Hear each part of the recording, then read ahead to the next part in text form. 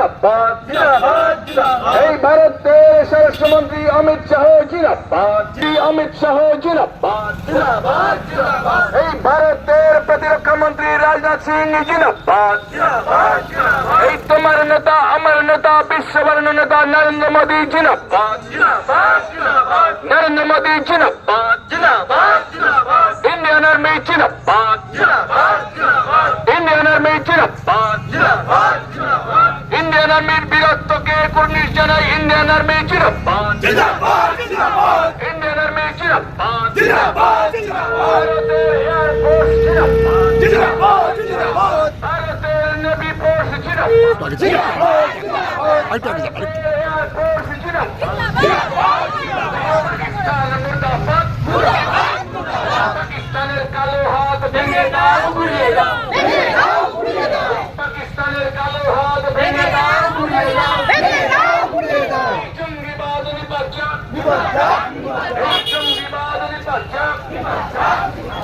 এই জঙ্গিবাদ নিপাত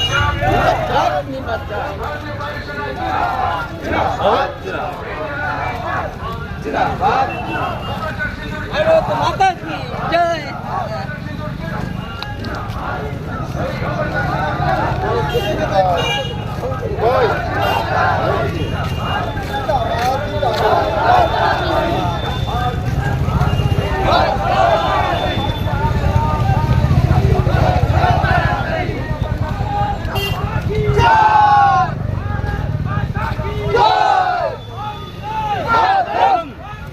मातरम मातरम मातरम मातरम माता की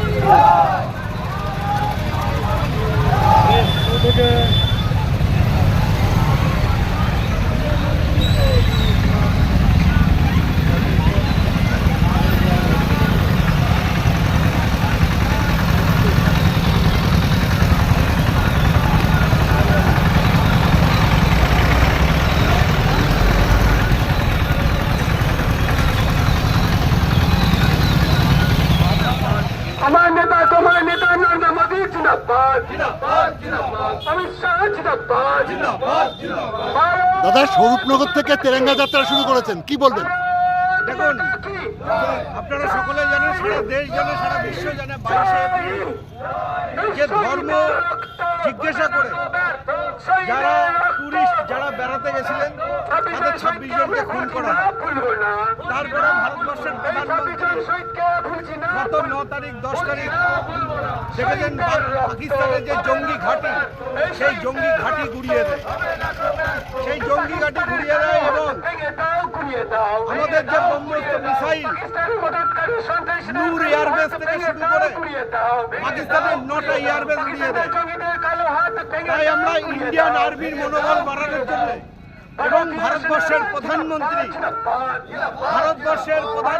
যে কাজ করেছে স্বাধীনতার পর থেকে এই কাজ কেউ করতে পারে, চোখে চোখ রেখে পাকিস্তানকে বুঝিয়ে দিয়েছে এই নয়া ভারত প্রধানমন্ত্রী মোদিজির ভারত।